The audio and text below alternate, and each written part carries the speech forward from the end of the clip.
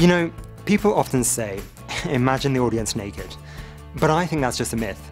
I don't know if you gain confidence doing that, or just end up feeling more uncomfortable yourself. You gain confidence by having confidence in yourself and what you're presenting. But even if you're not naturally extroverted or gregarious, don't worry. There are things you can do to make sure you stand up full of confidence and deliver a knockout presentation. You can have the highest IQ in the world, the sharpest wits, but your ability to present to an audience or a key figure is still a crucial skill. I presented to senior client executives, CEOs, and even a Prime Minister. It's the same process you go through regardless. From my point of view, it's all about confidence. You have to be confident and project confidence.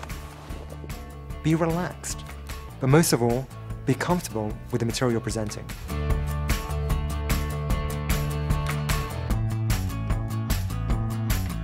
The key to me is knowledge, knowing what you're going to say. If you know the subject you're presenting inside out, you can't be caught out. If you lose your way, you'll be able to find it really easily. You won't make mistakes and you'll talk naturally.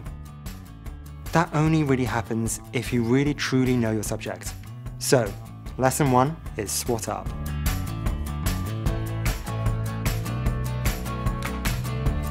Ask yourself why you're presenting. What does your audience want to get from your presentation? Now, stick rigidly to that aim. Keep your presentation structured and don't overload it with too much material. It just won't sink in. There's only so much people can take in one sitting. I remember a senior partner at Accenture telling me when I started that people remember 80% style and body language, essentially how you deliver a presentation. 20% is content. It's a tough lesson to learn, as you'd hope that people listen more than that. But the only way you can get people to even hear 20% of what you're saying is to be a confident presenter and have open body language. If you have impact and presence as a consultant, people will take on board what you have to say.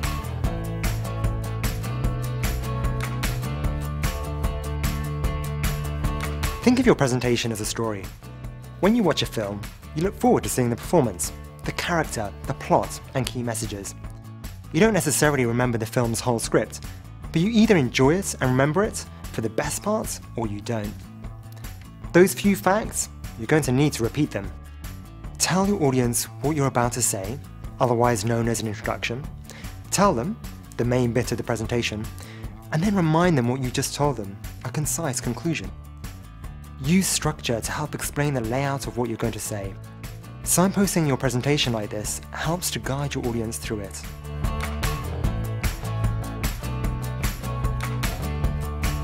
You have to want to present. You can really spot genuine passion a mile away. If you have a passion for your subject matter and understand it thoroughly, you can present really easily. If you're less knowledgeable, there is no substitute for learning the material thoroughly.